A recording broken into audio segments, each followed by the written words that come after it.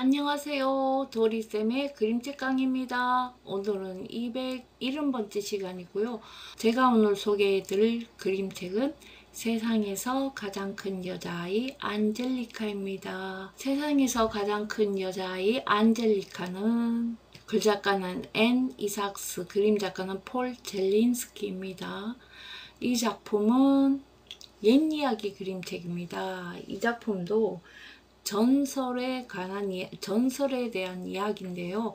무슨 전설? 무슨 전설 같아요?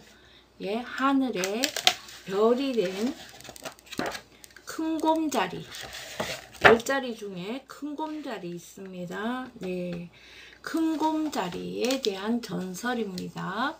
작가 소개를 하겠습니다. 폴 오 젤린스키, 그냥 폴 젤린스키 이렇게도 하고요. 폴 오 젤렌스키라고도 나옵니다. 이분은 칼퇴꽃 메달 라푼젤로요. 그 다음에 칼퇴꽃 아너는 3회 수상하셨는데요. 세상에서 가장 큰 여자의 안젤리카, 그 다음에 헨젤과 그레텔, 룸펠슈틸츠헨, 이 세 작품으로 칼퇴꽃 아너를 받으셨습니다. 그리고 이분이 쓴 책 중에 가장 인기가 있는 책은 윌 썬더버스. 이건 노래로도 많이 나오죠. 예, 그 다음에 네, 뭐 신나는 일이 없을까 하는 작품이 있습니다. 내용입니다. 주인공인 안젤리카 롱라이더는 엄마의 키 정도 되는 크기로 태어났습니다. 오, 이상하죠. 엄마 뱃속에 써야 되는데 엄마 뱃속에서 엄마의 키 정도 되는 크기로 태어났대요. 아기 침대에 도끼를 넣어주는 테네시주의 문화로 인해서 네, 아기 침대에다가 도끼를 넣어 주었더니 주인공인 안젤리카가 2살이 되었을 때 그 도끼를 가지고 오두막을 지었대요. 어엿한 처녀가 되었을 때는 마을에서 깜짝 놀랄 만큼 어마어마한 일을 해냈지요. 그 후에 무슨 일이 일어났을까요? 발문입니다. 친구들은 밤하늘에 별을 바라본 적이 있나요? 오염이 없고 뭐 숲속으로 갔다거나 산에 갔다던가 이렇게 해서 뭐 캠핑장에서 아니면 통나무집에서 아니면 할머니 집에서 이렇게 해서 밤하늘을 바라보면 별이 유난히 더 많이 보이죠. 그래서 밤하늘에 별이 더 촘촘한 것 같고요. 그 다음에 친구들이 알고 있는 밤하늘의 별자리에 대한 전설을 아는 것이 있나요? 오늘 이 책에는 큰 곰자리에 대한 전설이죠. 앞표지입니다. 세상에서 가장 큰 아이 안젤리카. 여기에 이렇게 큰 거예요. 얘가 엄마 아빠는 요만한데 얘가 여기 발이 있고요. 이거 너무 커가지고 이 책이 세로로 긴 아주 큰 판형인데도 이렇게 구부정하게 해갖고 이 안젤리카가 들어가 있죠. 구부정하게 해서 이 안에 들어가 있죠. 면지하고 약표지지가 모두 다 나무판에 그 무늬를 가지고 이렇게 장식을 했잖아요. 그러면 자연 속에서 이루어지는 일이라고 생각하시면 이 바탕색이 전부 나무 결이 들어가 있잖아요. 그래서 안젤리카가 소개되어 있고요. 그 다음에 여기에 속표지에 지금 글자가 나와 있죠. 안젤리카의 모습이 있고요. 여기에 안젤리카 롱라이더가 세상에 태어나 첫 울음을 터뜨린 날은 1815년 8월 1일이었어요. 갓 태어난 안젤리카는 엄마의 키보다 약간 더 클까 말까 했고 혼자서 나무를 타지도 못했어요. 그때만 해도 안젤리카라는 아이가 테네시주에서 가장 훌륭한 사냥꾼이 되리라고는 아무도 상상하지 못했지요. 테네시주의 아버지들은 아기가 태어나면 아기 침대에다 반짝반짝 빛나는 새 도끼 한 자루를 넣어준대요. 아기가 가지고 놀 수 있게요. 안젤리카의 아버지도 마찬가지였어요. 그런데 2살밖에 안 된 안젤리카는 도끼로 뚝딱뚝딱 아기 오두막을 한 채 지었어요. 안젤리카가 어엿한 처녀가 되었을 때 마을에는 안젤리카의 용감함을 따를 사람이 없었지요. 안젤리카는 온 마을이 깜짝 놀랄 만큼 어마어마한 일을 해냈어요. 안젤리카가 12살 때였어요. 길을 가던 포장마차 행렬이 늪에 빠진 일이 있었지요. 사람들은 마차를 늪에 그냥 팽개쳐 둘 수밖에 없었어요. 마차를 꺼내 올릴 방법이 없었으니까요. 그때 갑자기 웬 여자아이가 안개를 헤치며 나타났어요. 그러고는 가랑잎 줍듯이 마차를 번쩍 들어올려 땅 위에 내려놓았어요. 늪의 천사다! 사람들은 벌어진 입을 다물지 못했어요. 그 일이 있은 뒤부터 사람들은 안젤리카를 늪의 천사라고 불렀어요. 봄날 꽃가루가 날리듯이 마차가 지나가는 곳마다 늪의 천사에 관한 이야기가 쫙 퍼졌어요. 그리고 그 이야기들은 모두 사실이었죠. 햇볕이 쨍쨍한 어느 여름날 먹성이 엄청 좋은 큰 곰 한 마리가 마을에 나타났어요. 그 몹쓸 짐승은 툭 하면 곶감문을 뚫고는 겨우내 먹으려고 보관해둔 양식을 한 톨도 남기지 않고 감쪽같이 해치웠어요. 곰이 마을에 나타나 행패를 부리고 갈 때마다 사람들은 이 벼락 맞아 죽을 놈 하고 욕을 해댔어요. 그래서 그 곰은 벼락이라고 불리게 되었지요. 마을 사람들이 벼락을 잡아보려고 했지만 어림도 없는 일이었어요.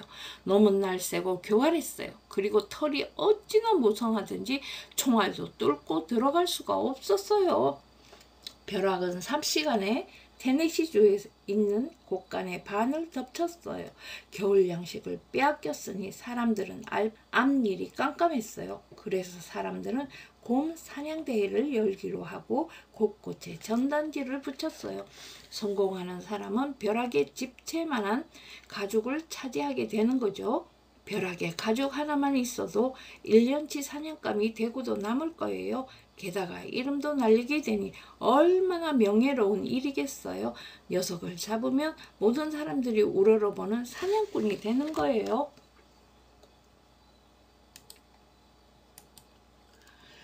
멀리까지 곰 사냥대의 소식이 알려졌어요. 테네시주의 용감무쌍한 사람들이 그렇게 많은 줄 누가 알았겠어요? 이제 보니 옥수수에 알알이 맺힌 이슬방울만큼이나 많았네요. 너구리 가죽 모자를 눌러쓴 청년들이 사냥대회에 참가하기 위해 꼬리에 꼬리를 물고 줄을 섰어요. 안젤리카도 그 줄에 섰어요. 그러자 가죽 모자를 쓴 청년 하나가 큰 소리로 비꼬듯이 말했죠. 이봐, 너 배아 천사 아가씨, 집에 가서 이불이나 꿰매지 그래? 이불을 꿰매는 건 사내들이나 할 짓 아닌가요? 안젤리카는 이렇게 대답했어요. 그러면 빵이나 굽는 것은 어때? 안젤리카는 그렇지 않아도 곰빵을 구울까 하고요. 하고 대답했어요. 킬킬 쯧쯧. 안젤리카가 참가 신청을 하고 곰을 잡으러 나설 때까지도 청년들의 비웃음 소리가 그치지 않았어요.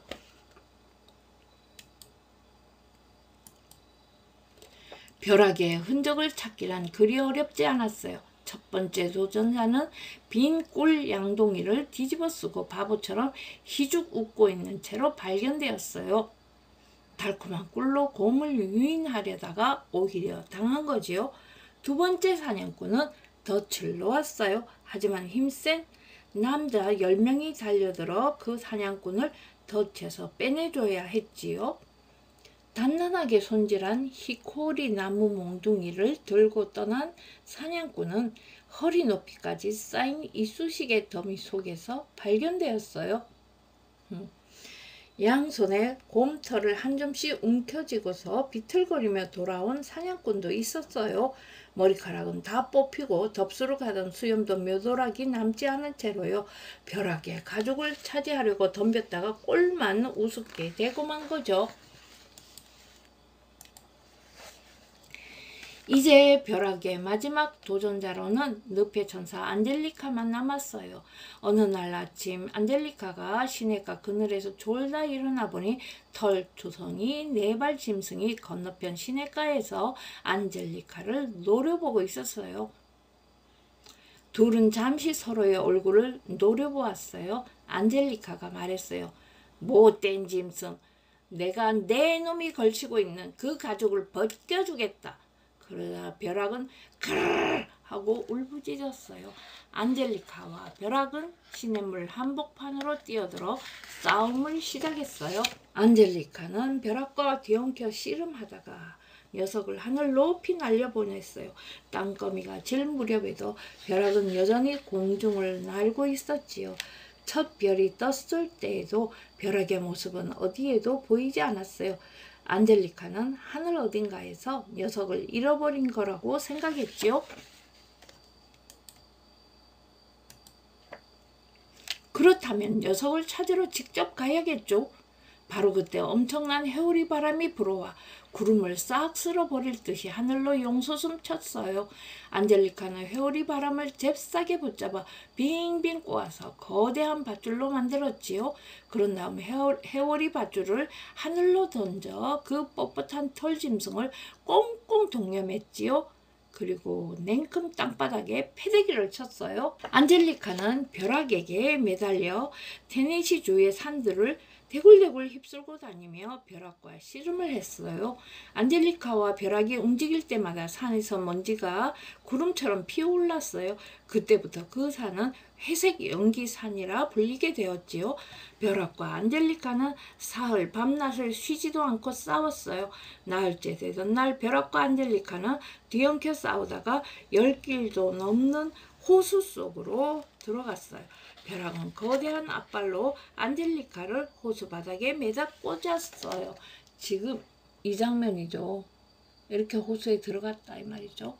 네, 안젤리카는 숨을 쉬기 위해서 호수의 물을 다 마셔버려야 했지요.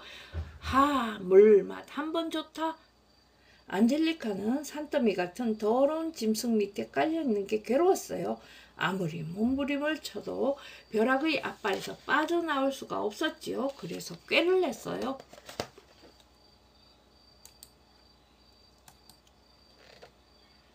안젤리카는 담배 쌈지를 열고 벼락의 코에 담뱃가루를 쏟아 부었어요. 벼락은 코를 킁킁거리며 고개를 뒤로 젖히고는 재채기를 했어요. 재채기를 어찌나 심하게 했던지 호수 바닥에 진흙이 다 날아가 버렸어요. 물론 안젤리카도 함께 날아갔지요. 안젤리카는 10리도 넘게 멀리 날아가 떨어졌다가 되돌아왔어요. 그리고 싸움이 다시 시작되었어요. 안젤리카와 벼락은 결국 지쳐 잠이 들고 말았어요. 그러나 싸움이 끝난 것은 아니었어요. 둘은 자면서도 엎치락뒤치락 했어요. 벼락은 바위가 굴러 떨어지는 소리보다 더 큰 소리로 코를 골았고 안젤리카는 폭풍우 속을 달리는 기차처럼 코를 골았어요. 둘의 코 고는 소리는 온 땅을 뒤흔들었어요. 자갈들은 툭툭 튀어오르고 나무들은 흔들려 뿌리째 뽑혔어요. 벼락과 안젤리카는 아침이 밝도록 온 숲이 떠나갈 듯 코를 골았어요. 테네시주에서 두 번째로 큰 소나무가 벼락과 안젤리카 옆으로 쿵 하고 자빠졌어요. 소나무 끝에 매달린 집채만한 벌집에서는 꿀이 강물처럼 콸콸 쏟아졌어요. 닷새나 굶었던 벼락은 도저히 참을 수가 없었지요. 벼락은 잠을 자면서도 몸을 굴려 졸졸 흘러내리는 달콤한 꿀에 턱을 뒤밀었어요. 벼락이 쩝쩝 꿀을 핥아먹고 있을 때 안젤리카는 마지막까지 버티고 있는 가장 큰 나무 아래에서 코를 골며 자고 있었지요.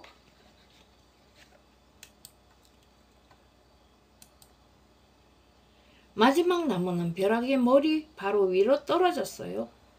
곰은 그루터기처럼 뻗어버렸지요. 아니, 그보다 더 납작해졌어요. 안젤리카는 그제야 깨어나서 무슨 일이 일어났는지를 알아챘어요. 안젤리카는 모자를 벗어들고 고개를 숙이고 벼락에게 칭찬의 말을 해주었어요. 대단하구나, 이 못된 짐승아. 하지만 넌 나의 최대 마수는 아니었단다. 그날 밤 테네시 사람들은 곰 고기를 배불리 먹었어요. 테네시주에서 가장 성대한 잔치였지요. 곰 스테이크와 곰 케이크, 곰국과 곰탕, 곰구이와 곰조림이 차려졌어요. 소화를 돕기 위한 과실주도 있었고요. 어찌나 배불리 먹었던지 사람들의 조끼 단추 터지는 소리가 멀리 켄터키 지방까지 들렸어요. 그러고도 첫눈이 올 때까지 남은 고기가 테네시의 빈 곳간 모두를 가득 채우고 있었지요. 안젤리카는 벼락에 가죽을 가져다 바닥깔개로 쓰기로 했어요. 하지만 벼락의 가죽은 테네시주의 깔기엔 너무나 컸어요. 그래서 안젤리카는 몬테네주로 이사를 갔어요. 그리고 자기 통나무 집 앞에 곰 깔개를 깔았어요. 지금도 사람들은 그곳을 짧은 풀 언덕이라고 불러요. 이제 벼락을 더 이상 볼 수 없을까요?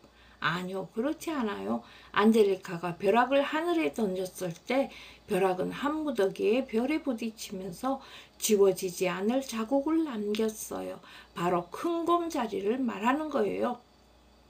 지금도 맑은 날이면 하늘에 있는 벼락을 볼 수 있어요. 네, 이렇게 이야기가 끝납니다. 자, 오늘 이야기 안젤리카라는 이야기 어떠셨어요? 네, 이렇게 정말 이 아이가 큰 곰자리로 벼락을 큰 곰자리로 만들었어요. 네, 굉장한 아이죠. 네, 저는 또 다음 주에 다시 찾아뵙겠습니다. 건강하시고 행복하세요.